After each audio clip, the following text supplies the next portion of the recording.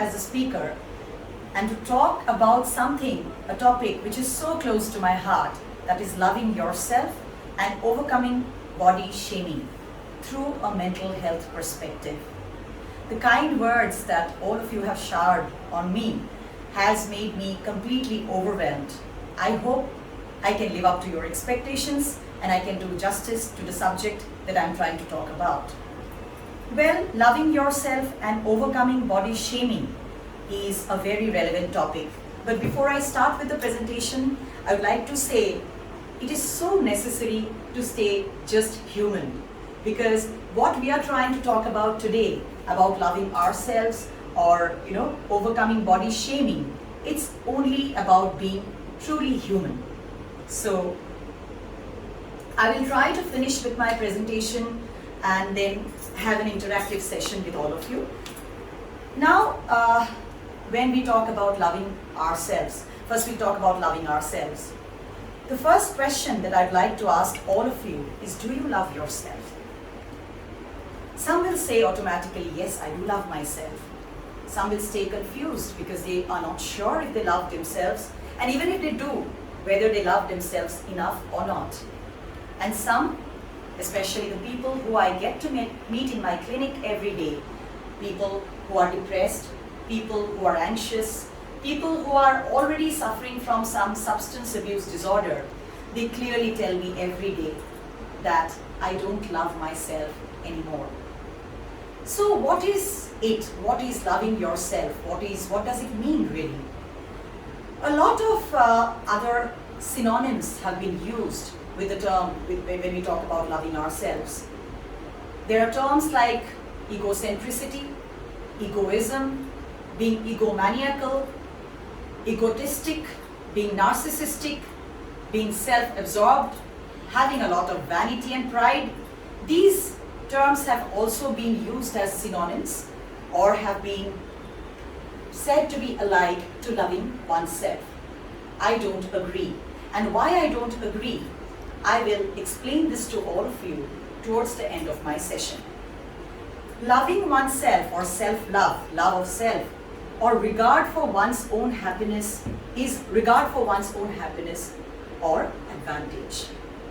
So it has been taken to be a basic human necessity to live and to thrive and then to prosper in this human life on this planet. It is very necessary to love ourselves. Just like there are basic physiological needs for a human being to survive, like need to eat food or other basic needs, like Maslow's hierarchy of needs talks about it. There is food, there is sex, there is sleep, etc. And there are many other needs as we go up the hierarchy.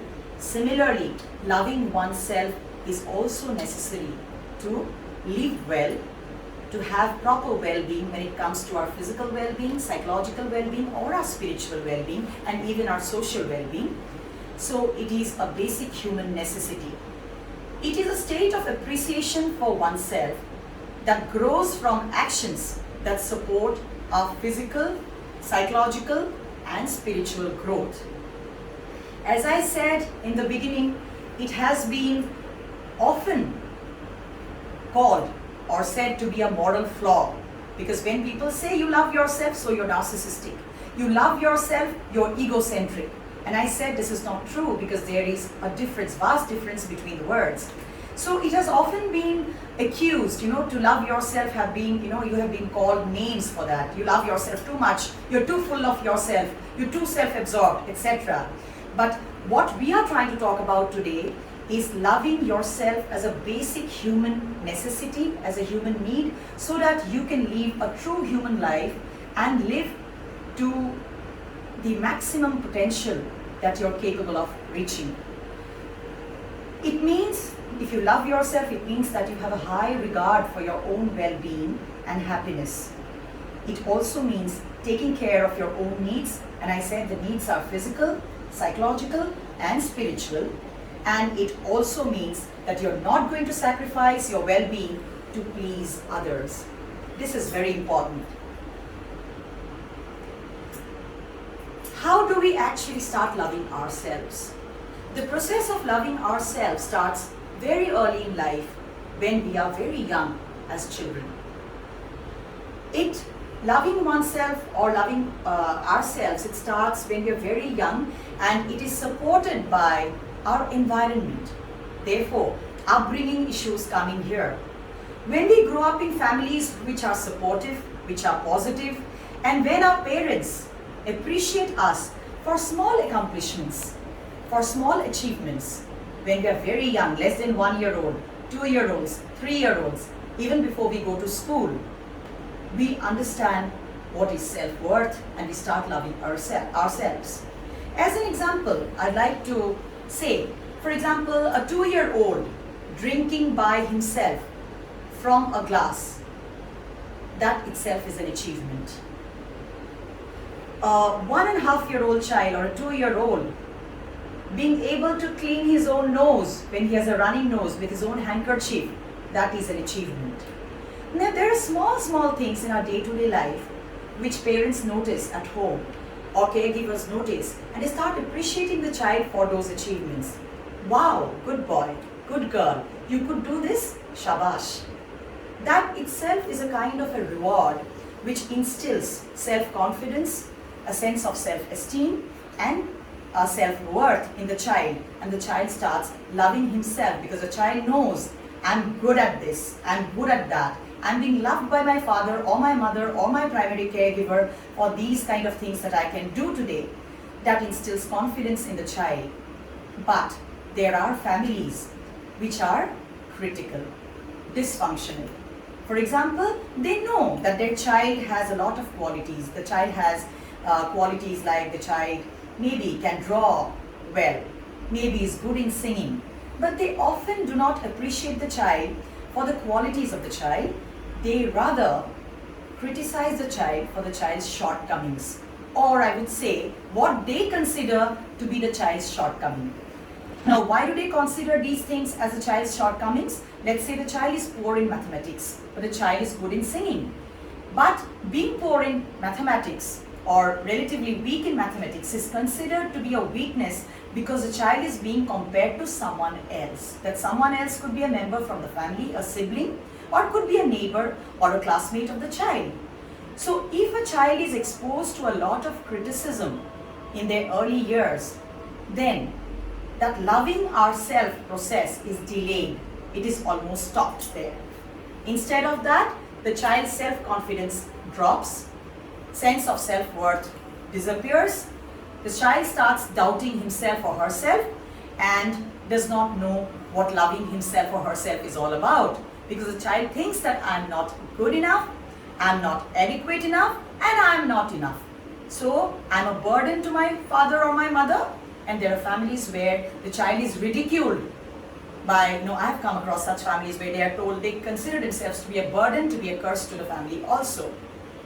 My idea of mentioning these upbringing issues is that loving oneself is a process which should ideally start very early in life, but it does not happen often that way, and it is delayed because our parents or perhaps other people from the society, teachers, etc., sometimes we forget to appreciate the child for the small achievements, for the strengths in the child, for the goodness in the child, and we start criticizing the child. Not that we have bad intentions, but we think if we criticize, the child is going to develop better.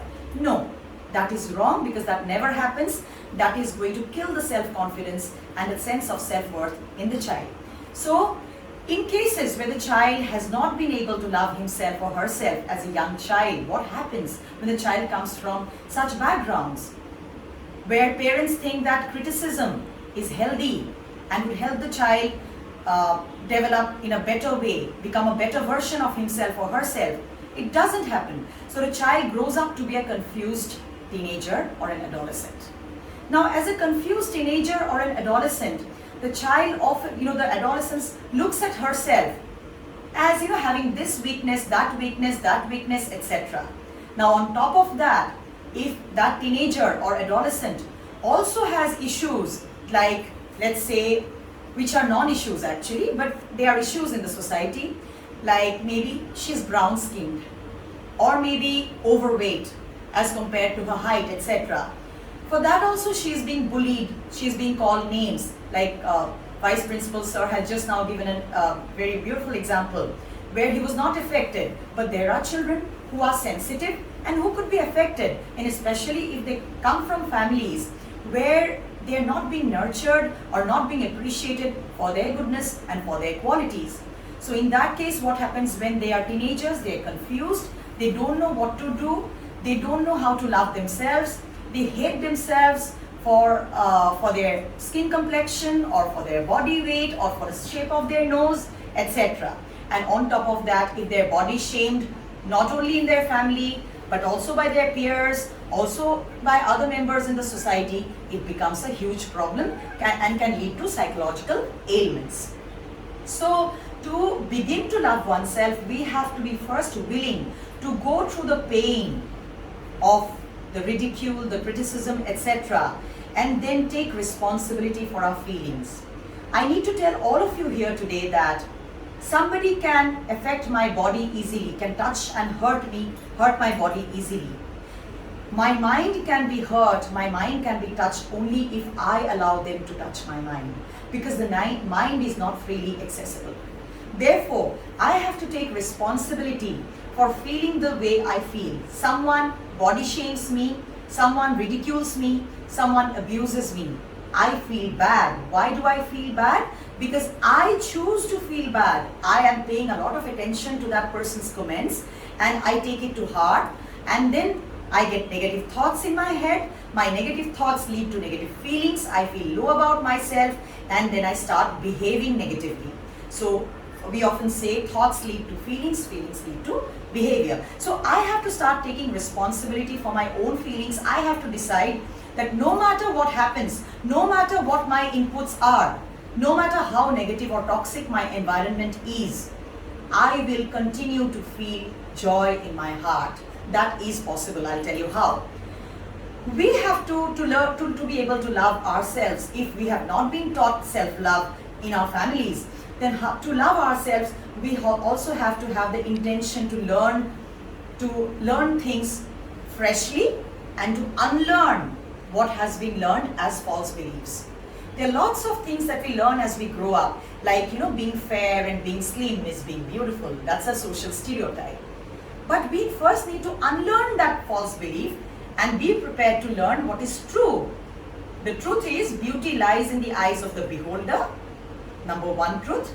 And number truth is, beauty is not skin deep. When we call a person beautiful, it is a holistic thing where we not only talk about the body is a small part of it, we talk about the mind, we talk about the spirit, the soul, we talk about the personality, we talk about a lot of things. So how come, our false beliefs are such that, or we have been taught such beliefs, taught to believe in such a way that beauty is all about the body? It is not. So we need to unlearn what has been learned and we need to learn something new in the truest sense, which is true. To be able to love ourselves, we'll have to have a dialogue with our inner self.